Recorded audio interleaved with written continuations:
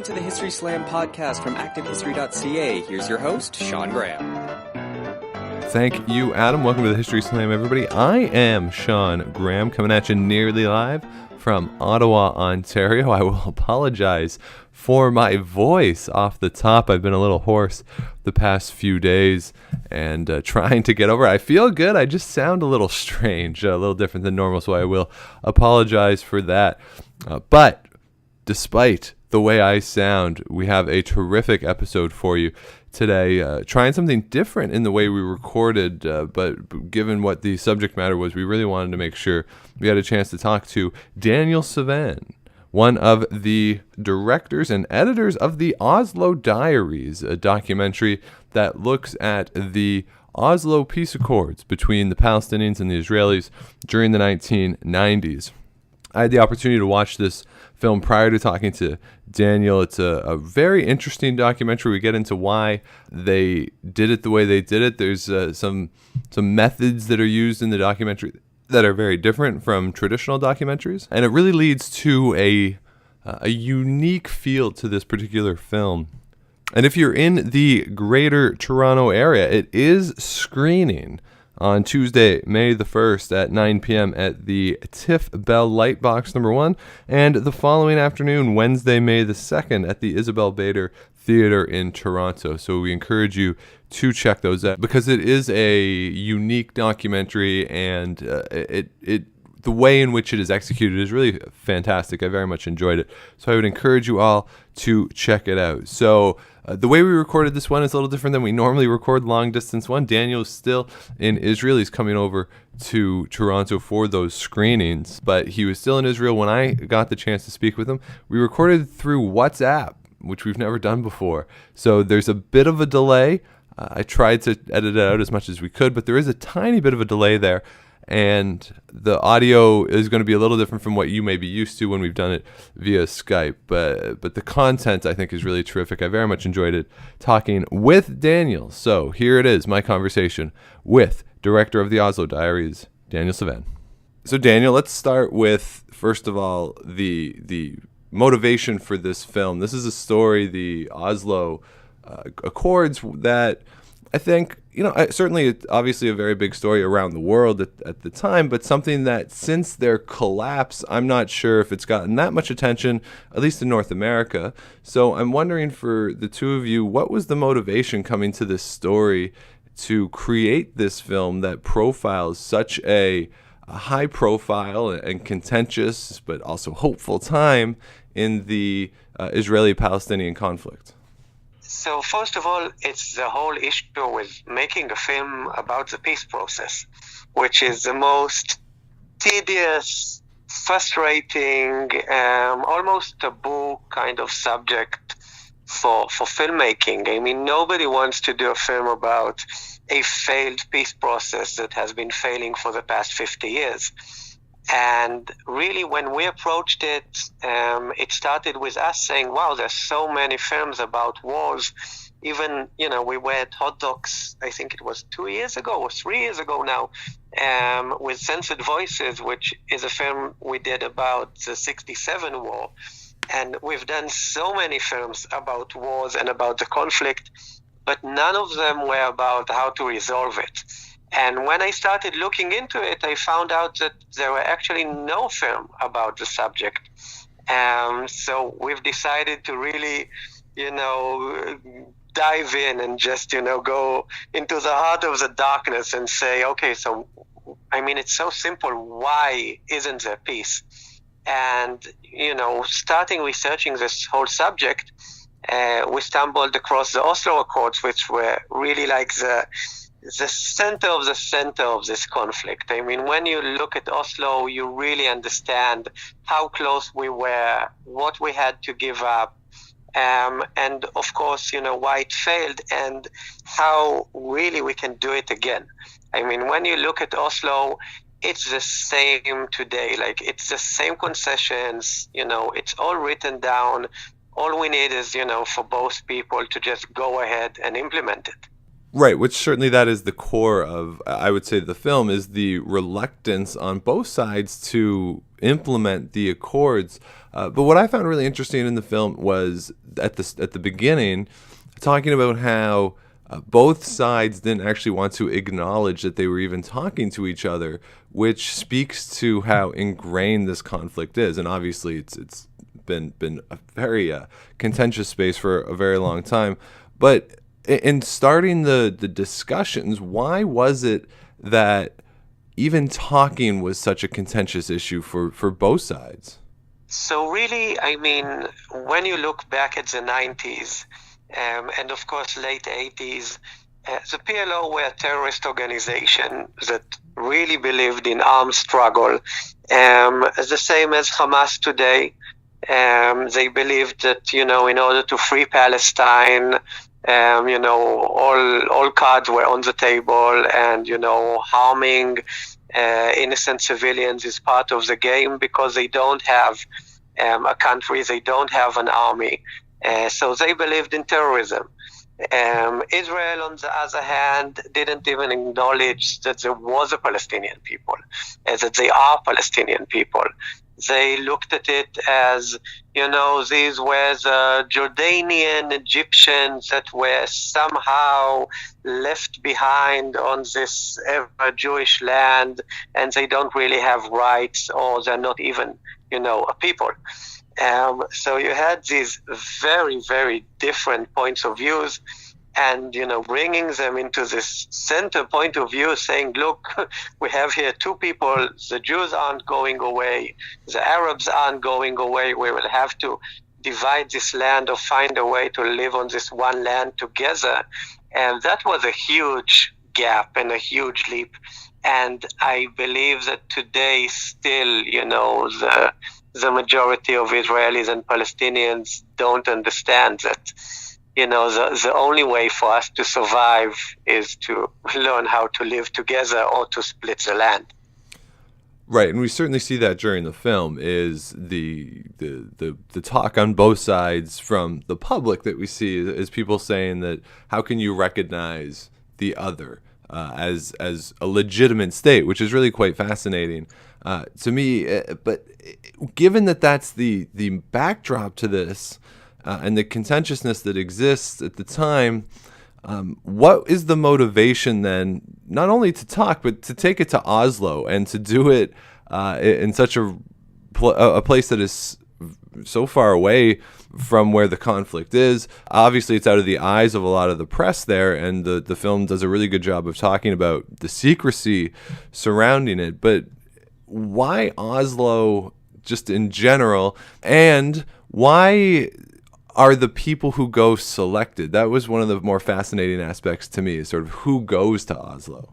So really on the Israeli side, it was illegal to talk to the Palestinian side, to the PLO.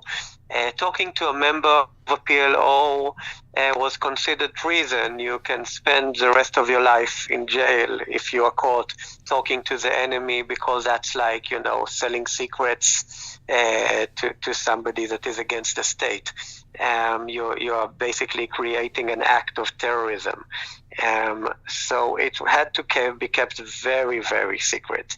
And on the other hand, of course, when you see General Rabin saying, Arafat is a murderer, if it would have been leaked out that he's negotiating with this murderer and giving him promises, the government would collapse in minutes. And of course, on the Palestinian side, going to your occupiers, to the people who are oppressing you, and giving them promises without consulting the whole Arab world, that was, of course, treason as well. So the only way it could happen is getting as far as they can from the press, because in the press, both negotiating sides had to constantly say, yes, we are defending our people, we will never surrender, we will never cave in, we can't be bought, statements in the press. And they took it as far away from the press and from the public as they can. And then they did a very, very courageous and almost impossible decision. They said, we're not going to talk about the past or about the present. Because in the present, you had people being oppressed, people being occupied, a lot of terror attacks, against civilians in Israel. And of course, you have behind that the backdrop of years of enmity. And they decided just not to talk about it and just talk about the future. Meaning, we are not going to talk about our pain and about what's going on now and how hideous it is, but how we are going to solve it and how we are going to learn how to live together. And this is a very interesting kind of perspective, saying we are not going to reconcile, we are not going to forgive each other, we are not going to be friends. We are just going to think about how is it possible to move forward, what our kids are going to, what kind of reality are we going to create for our children. And basically they started this negotiation, and throughout this negotiation, which went on for a long while, they started knowing each other, and they actually became very good friends. And once you become a friend with your counterpartner, with your other side, you say, hey, this guy, his mission in life isn't to blow up a bus in Tel Aviv, or this guy isn't on this earth just in order to harass me and oppress me in the checkpoints, but he actually wants to live in peace with me. And they started trusting each other. And this crazy leap of faith really affected both the negotiators and the leaders, but it did not affect the public, because the public were kept out and they didn't learn how to trust each other. They just, one day were just bombarded with this decision saying, oh, we've decided to live in peace. And people had their, restraints. And this is really, for me, this is the biggest tragedy of this story, that if, and of course, it's different in Canada, you didn't have a war for a long time. But in Israel and in Palestine, each time you have a war, everybody, volunteers, everybody is one big happy family. Like the people in Gaza, they can be bombed from the air by the Israeli artillery, and airplanes, but everybody stands shoulder to shoulder and they say we will never surrender and we will never cave in and we can fight till the death. And Israelis can have buses blown up in Tel Aviv or rockets fired, on Sderot, and things exploding and people dying and people getting stabbed. But people, stand shoulder to shoulder and say, we will never give in and Israel will stand forever. But when you are talking about peace, the minute you have a small suicide bombing or a terrorist attack, or you have oppression going on in the West Bank and in Gaza, in a matter of minutes, people say, oh, this peace, that's not working. Let's just give it up. We can't pay this huge price for peace, and, let's go back to fighting.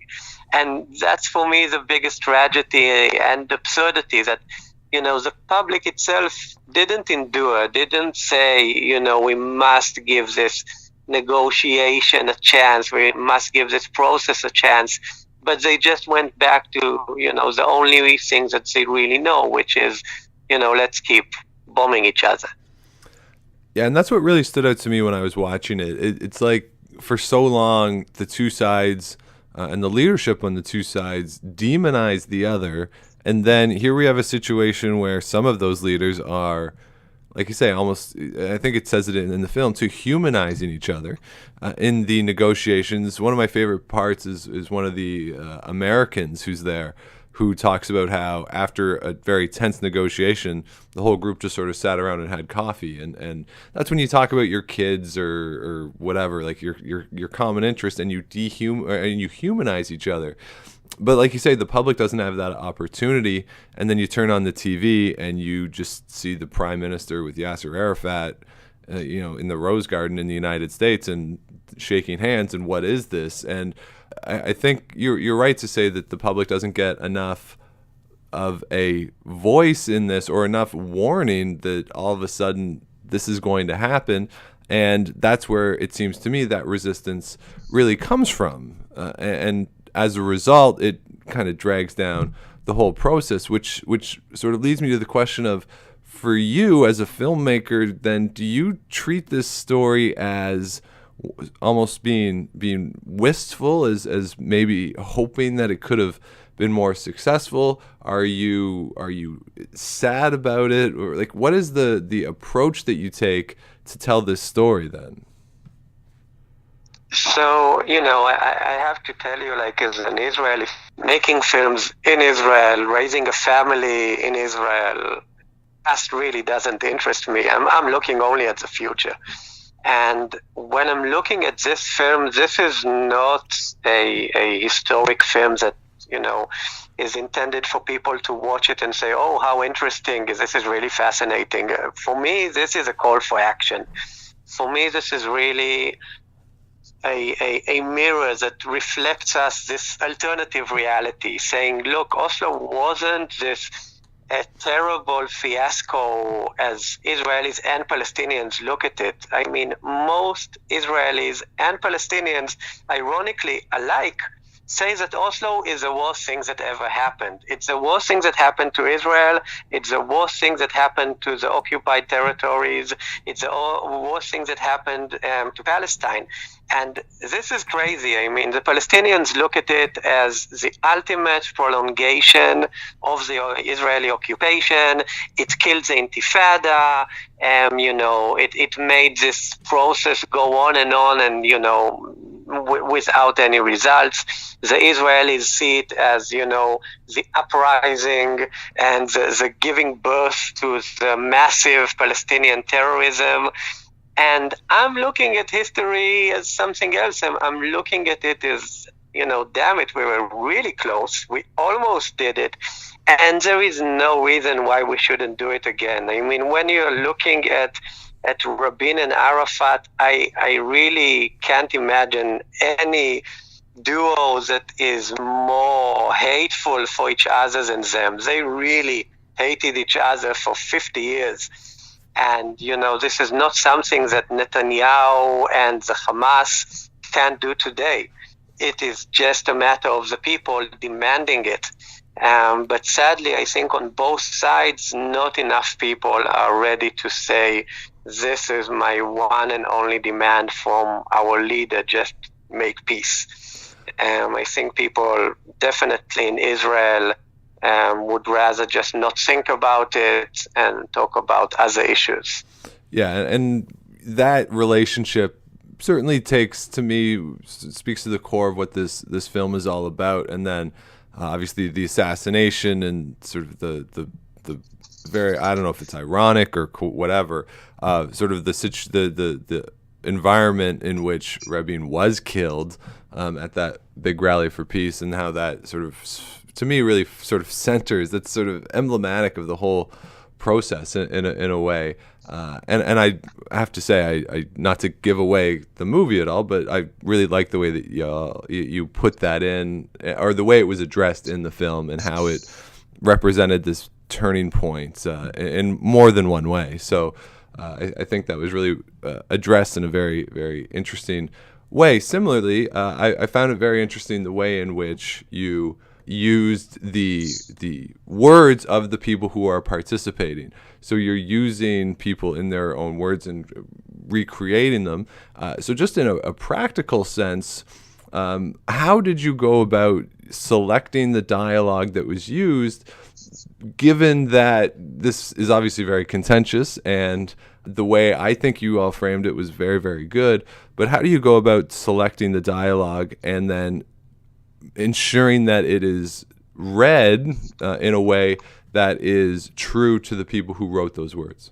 So really, I mean, we were looking for the human aspect, because once you do a film about the peace process, the immediate reaction, I guess also, for everybody that's going to see it in the catalog, is going to say, oh my God, it's a film about a peace negotiation. That's super bureaucratic. It's probably just, the most boring film I'll ever see. So for us, it was really, taking this very bureaucratic event and turning it into a thriller. So we wanted, the really juicy insights of people that were there but won't talk to us about paragraphs and figures and annexes, but really about the emotions. How is it to go to a secret negotiation, and how is it to really, start fighting alongside your enemy in order to achieve this peace? And all we did is, go through all of the journals of all of the people of both sides, and really, everybody cooperated fantastically, allowing us to read their journals and to publish them, and really looking for anything that, struck some kind of emotion with us. And, for me, it's really, I hate documentaries that make you look at something from the outside. I'm never into making you watch and, nod your head and saying, oh, yes, Churchill did these mistakes. It's very interesting. But for me, it's really about what would you do? What would you do sitting in their seats? And I really tried making people, sit inside of the negotiating room and, try to tackle the same dilemmas that they did. So to that end, one of the things that I found interesting, I didn't realize this either watching the film, but I pulled up a Hollywood Reporter review that you recreated some of the images. So there were actors to some of the on-camera stuff that were hired in order to recreate this. Is that right, that some of this footage was recreated for the film particularly? Yeah, that's my favorite part, basically, of the making of it. So really, as archives buffs, we've done so many films about archives. And then we get to this secret negotiation in which so little was filmed because it's a secret negotiation.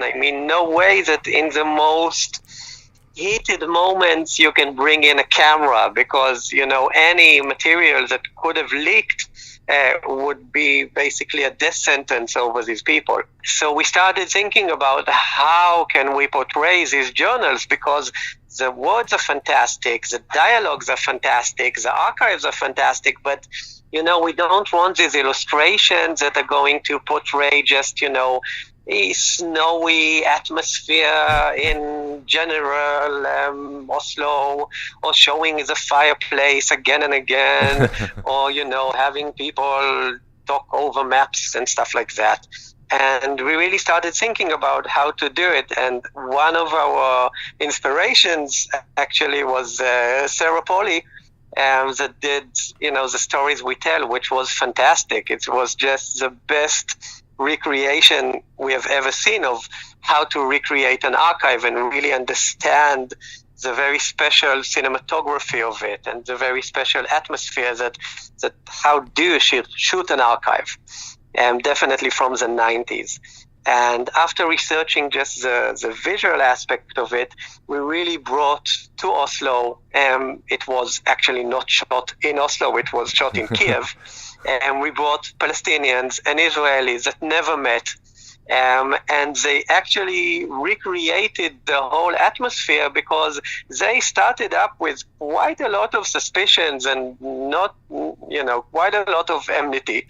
It wasn't shot in the most peaceful times for Israel and Palestine. It wasn't easy to get the Palestinians visas in order to get there.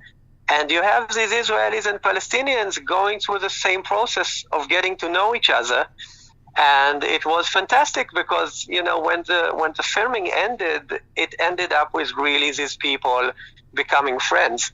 And for me, that was really emotional, because it was really showing that, take a group of people put them in a snowy villa in the middle of nowhere, make them collaborate, and they will get to know each other.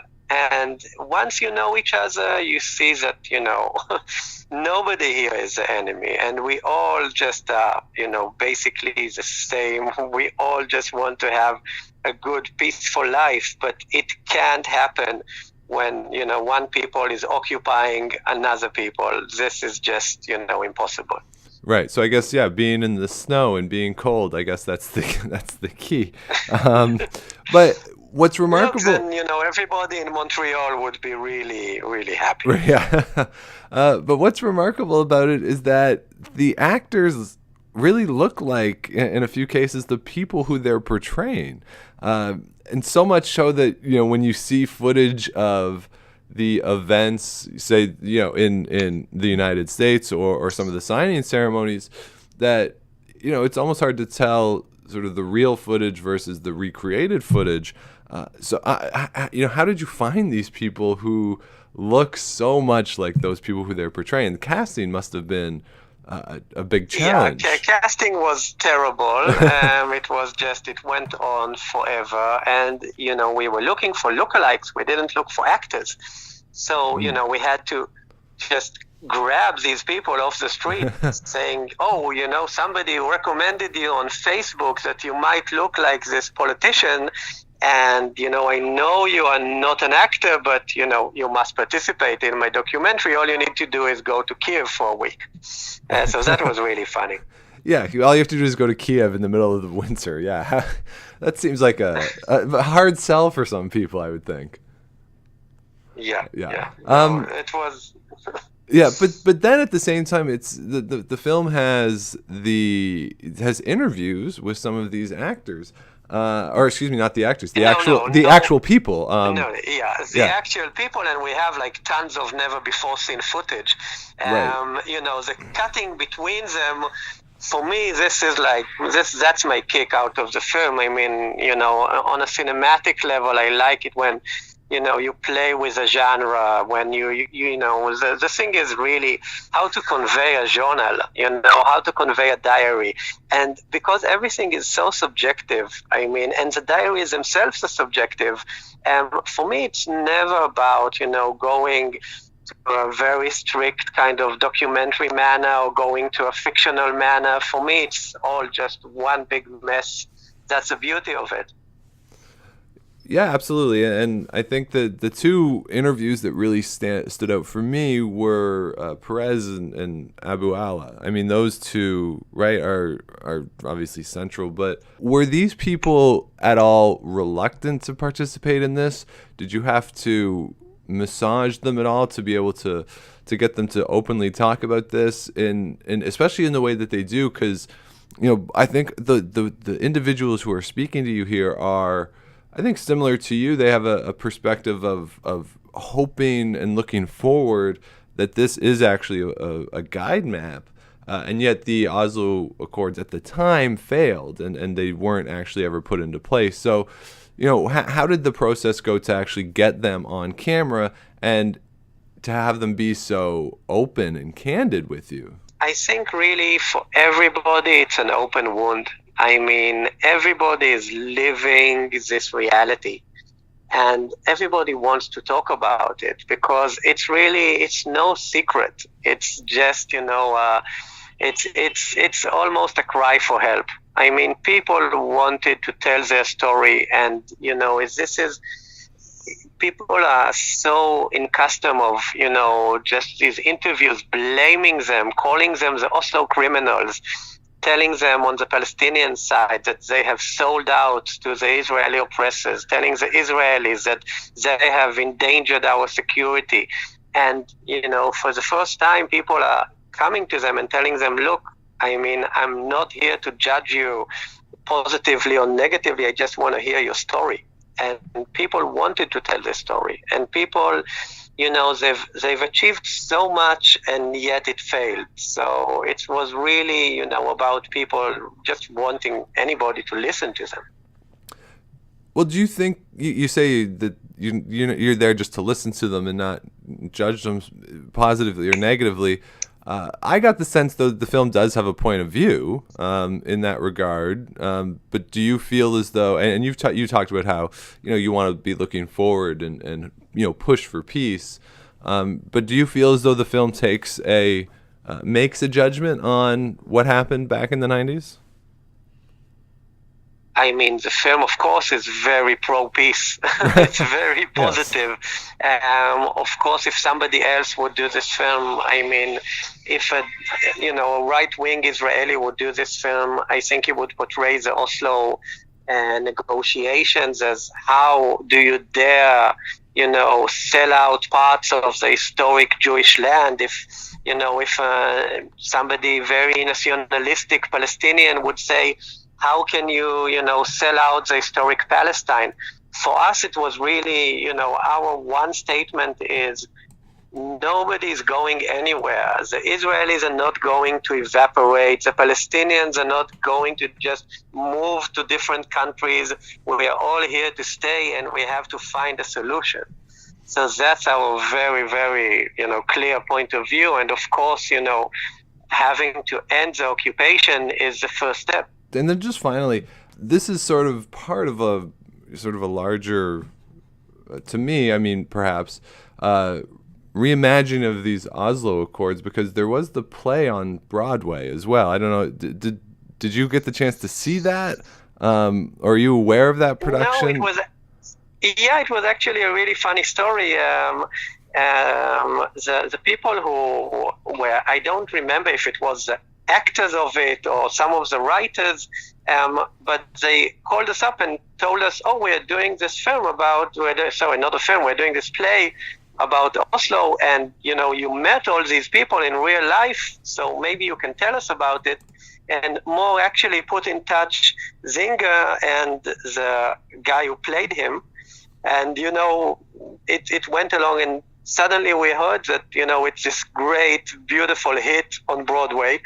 And then they won the Tony, which was fantastic. And sadly, each time I was in New York, I just missed it. So I'm dying to see the play. Yeah, it got obviously amazing reviews. And yeah, like you say, it won the Tony. And certainly what you've done is very different from what they did. Obviously, theirs is a complete dramatization of this event. But it strikes me as, and obviously you would know better being in Israel, is there more interest now in Oslo, as there's renewed hope, at least from my perspective, there's renewed hope in the peace process? Is Oslo sort of coming up increasingly as, like you say, maybe a missed opportunity or a really good example of coming together? Is that why this is, you take these two things that have been very well received about Oslo, is it part of that we're trying to reimagine the way we can do peace? I mean, I wish I could say yes, but I mean, the situation has really never been so bad. With the whole Trump era and regime, moving his embassy to Jerusalem and, ignoring East Jerusalem completely. Israel and Palestine are in a really all-time low nowadays. I wish this film in Israel is going to be broadcast as a series on Yes Docu, and I really hope it can ignite some kind of debate, because the situation is really bad. Right, and like you say, hopefully it does ignite debate, and it provides that guide map for how people can come together and talk and work towards peace. Because, like you say, for you raising a family in Israel, that's what everyone there really deserves, is a peaceful life in some form. I mean, as an Israeli, I can't talk as a Palestinian, obviously, but as an Israeli, I think the most radical thing you can do today is really be optimistic. I mean, people have become so accustomed to the fact that peace keeps failing and we will never achieve peace and it's all too complicated. But actually, it's not. It's not complicated. We have a plan. We have a map. Everybody knows what will be the end of it. And the only question is how many people will die before we achieve it. I mean, obviously, we are going to have two states or one state. It can't just keep going on. Colonialism is dead. It won't keep on forever. And each day that we are postponing this, two-state solution or this one-state solution or any kind of solution is just taking its toll on both sides, and people are dying. And it's crazy. I mean, if you'll have peace in the end of 2018, you'll have a few dozen people that have died. And if you'll have peace in 50 years, you'll have another few hundred or thousand people who have died. And that's really tragic. I mean, so for me, if this film can really bring peace closer, even in one day, I've done my part. Very well said, and we thank you very much for the time. We hope people go see it for that reason. Absolutely. So thank you so much for the time today. Oh, thanks for having me. So there you have it, my conversation with Daniel Sivan, and I thank him again for taking the time to talk with me. Again, the film is The Oslo Diaries, and if you are in the Greater Toronto area on Tuesday, May the 1st at 9 p.m. at the TIFF Bell Lightbox number 1, or Wednesday, May the 2nd, a matinee at 12:30 in the Isabel Bader Theater. We encourage you to check the film out if you can, if you're in Toronto. If you have any questions or comments for the podcast, historyslam@gmail.com, Twitter @Dr. Shawnee Fever. And if you're out and you see Enrico Palazzo, please say hi for me.